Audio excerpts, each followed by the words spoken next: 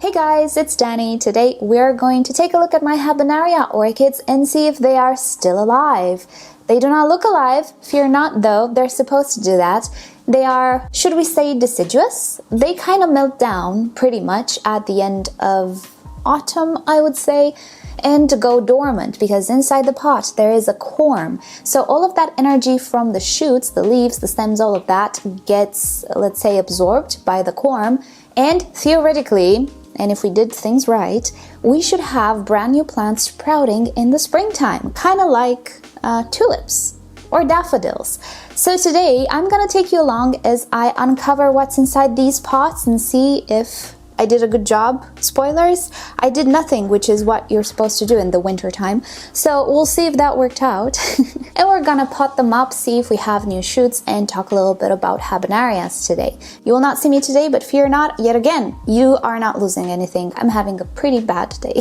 So let's take these two orchids, get to the repotting table, and we'll continue our discussion there.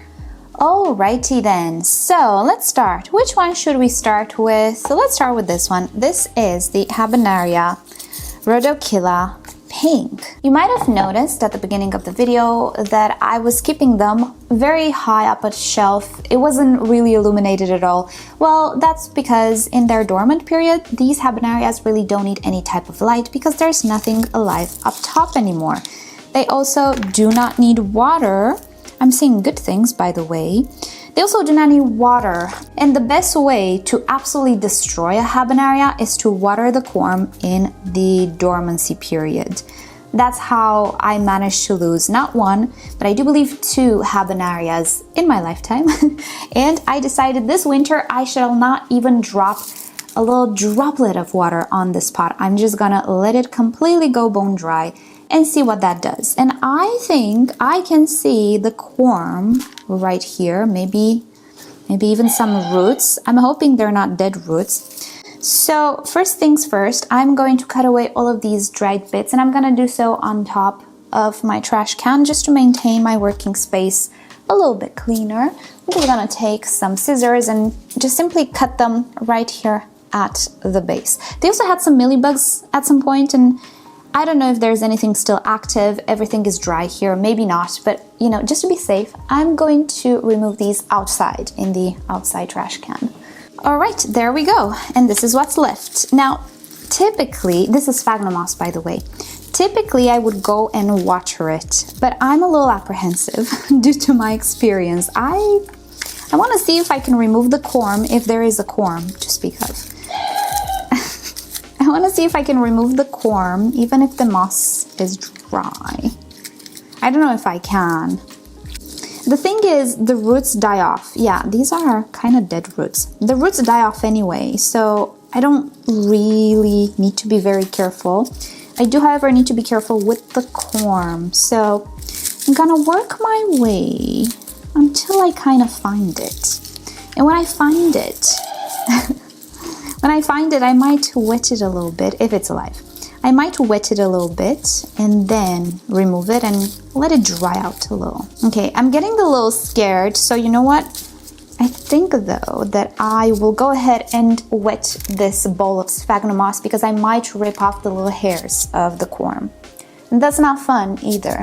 So I'm gonna just put it here, put a little water, wet it, and then I'm gonna let the corm dry out. Yeah, so my experience with Habenarias is not short, but not very long either. I did manage to keep a Habenaria alive in the winter time, many years ago in the balcony days. Somehow I managed to do it in the first try. It was my first Habenaria. But then when I moved here, I sprayed everything with insecticide because I had that horrible mite infestation. It wasn't insecticide, it was a miticide. I had horrible spider mites, and the corm was just the corm. It didn't have any shoots or anything because I moved in the springtime. So I thought, well, what if the corm hides spider mites? I'm gonna spray the corm as well. That was not good. That was definitely not good, and I rotted it. You're not supposed to actually water these corms in the winter time.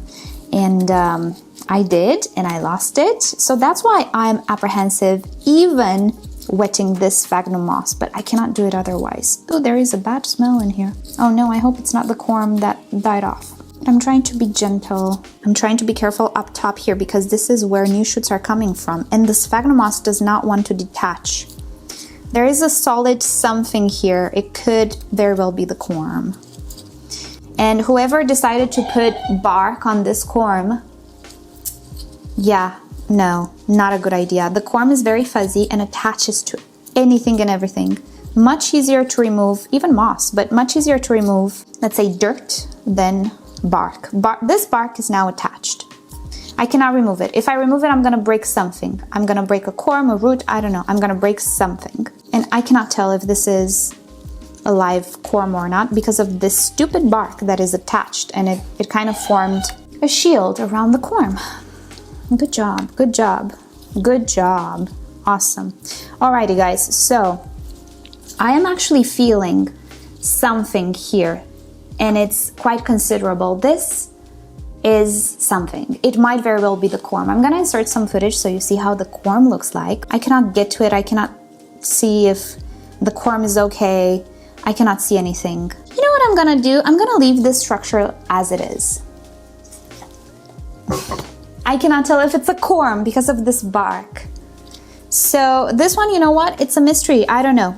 I do not know if it's going to make it or what it is. There's definitely a structure here that is completely shielded by this bark that I cannot remove. But it's solid. I feel it's solid. No, I'm gonna let things be. I'm gonna let this be like this. I'm gonna pot it up and we're gonna see if anything sprouts, okay? Let's just do that. I did wet it a little bit, so this theoretically should wake it up. But I'm going to pot it in sphagnum moss yet again because it actually did good. Sorry, my birds are extremely happy today. Maybe I should put them outside. It's a beautiful day. After this video, I'll put them outside in their aviary. So yeah, I will plant this in sphagnum moss and not wet it until I see new growth. In this instance, it is good to have dry sphagnum moss at hand. There we go. My, let's call it laziness, is paying off.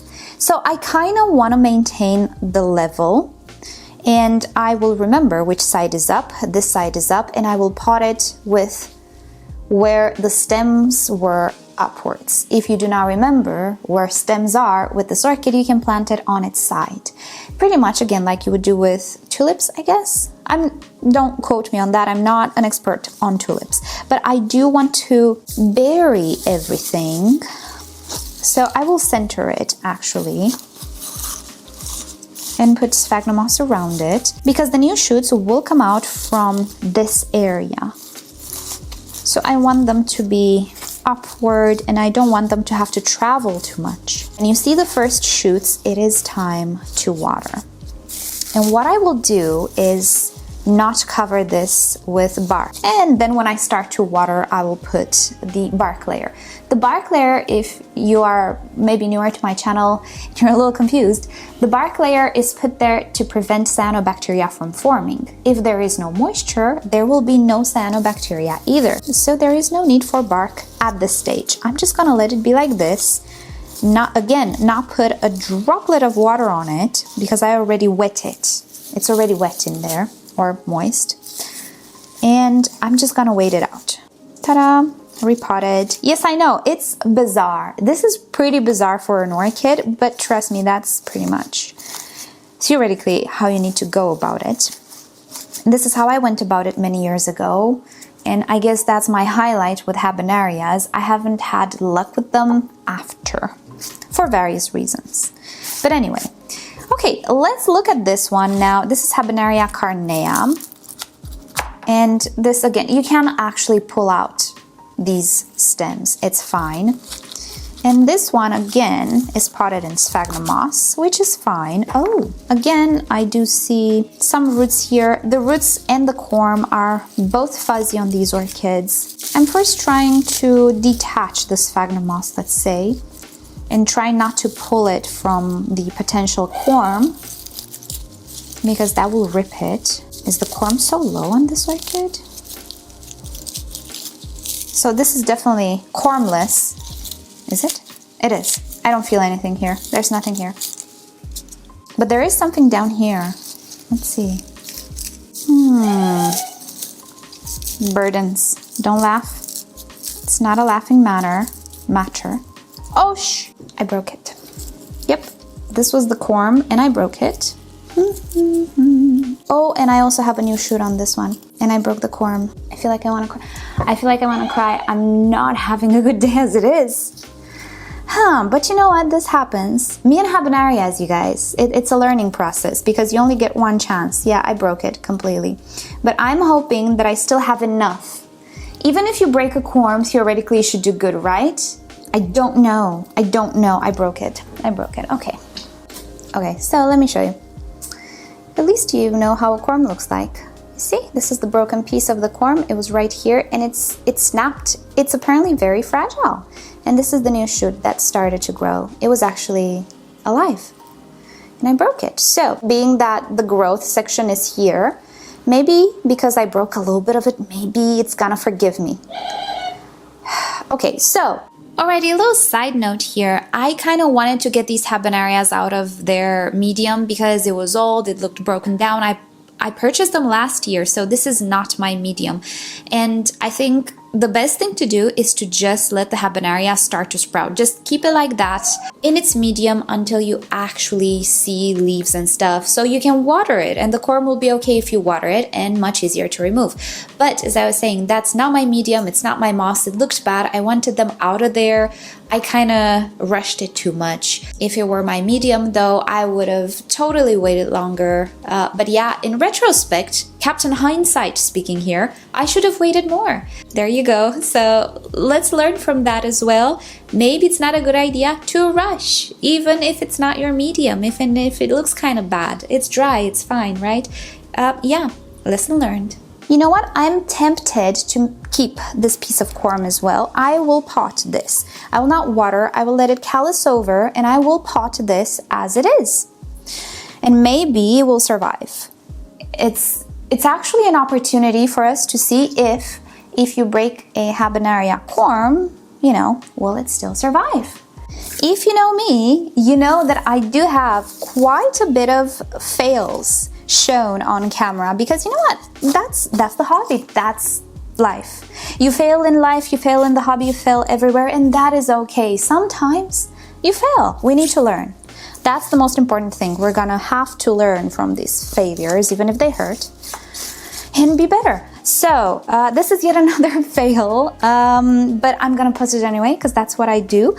I hope that if you ever fail with anything, I hope it will not discourage you to continue because that's the worst thing you can do. That's the worst. It's the easiest. It's the easiest thing to do, but it's the worst. You're not learning anything. You're not gaining anything other than heartbreak, right? So let's compose ourselves and let's try to do our best, right? So this is what corm I have left. It's quite considerable. There is a very high chance it will still survive. We need to be positive. But even if it doesn't, you know, it is what it is. So I'm gonna put it right here and I'm gonna put sphagnum moss, and you know what? I'm not gonna cover it way too much. This shoot, I wanna be able to see it. I wanna be able to see if it starts to like die off, because if it starts to die off, things are clear. But if it continues to grow, then I will have quite the cute video comeback, right? I will. And you know what? It's fine to have bad days. It really is. It sucks, but it's fine. If you have a bad day, well, just know you're not the only one. There's a whole lot of us here not having the times of our lives right now, and it's fine. So I'm extending a virtual hand to you and tell you it's gonna be okay. Just hang on. Tomorrow is a brand new day, or even tonight. Do you have those days where like they start off so bad, but then they just miraculously become good until nighttime? You can have it the other way around, but that's not nice to think about, right? So yeah, maybe by tonight things will be better. If you're having a bad day watching this, just hang on. And yeah, I wish I could have a club where I could invite you and give you cookies and just, you know, have a chat and just talk it out, you know? Let me get you in a little closer so you see what I'm seeing. Okay, do you see it right here? Like right there? That is the shoot. I wanna keep an eye on it. And yeah, you know what? I'll update you in a short and keep you posted. I will let this completely dry still. There is quite, oh wait, we have I forgot, we have this guy as well. So there is quite a bit of moisture in the corm. I can totally see it. But even if I don't water them, there is enough moisture and energy for the shoot to come out. Now this I highly doubt will start to sprout. But you know how potatoes are? You know, they have multiple little nodes where they can start to grow. Maybe it is the case with these orchids as well. I will admit, I don't know. I don't know if it's the case because I don't have a massive amount of experience with them. I'm hoping to learn, even the hard way, right? Because I love Habenarias. But I will be honest, I don't know what will happen to this one. I'm just gonna put it here and wait it out and hope. But you know, let's not keep our hopes high for this one. Even if it doesn't grow, that's fine. I just want this one to be okay. And yeah, we have learned for the future. From now on, I will wet the moss and I will be even more careful and gentle. Even though I don't even know how it happened, to be fully honest. I did try to be as careful as possible, but you know, there is a chance when you're not like really focused and in the back of your mind, you're already thinking about other stuff and you're stressed with stuff. That always happens to me. I always mess up things. And yeah, sadly, you know, we need to get things done. So it's not like, oh, I don't feel it today, I'm not gonna do anything. No, we need to go to work. We need to take care of this, the other people and so on. You know, sadly, things don't really revolve around how we feel. So I do see that when I'm like this much in my head, I tend to mess up things. So maybe I was not careful. Do you guys do that? Maybe I was just defocused, and that's a real possibility. So keep in mind, these corms are very sensitive apparently, and you have to be very careful with them. So next year, if these guys survive, next year I will definitely wet the moss and then remove the corm. Right, so this is where we are today. I will probably post a short, maybe in a week, telling you if this growth just died off. Because if I see it die off, you know, I think it's pretty obvious what's happening. But if it still grows, then we're on the right track. And at some point I will make another update with these Habenarias and we'll see what happens. It's a good lesson. I will look at it this way, and this will be the only video that I shoot today because I don't know what other things I will mess up, and I will focus on stuff that don't require me to be careful, I guess. Right, so that is about enough for today. I think I've done enough, but it wasn't my plan for today. This is what we're getting right. Thank you so much for hanging out with me today, and I hope you have a better day than me, and I'll see you all next time. Bye.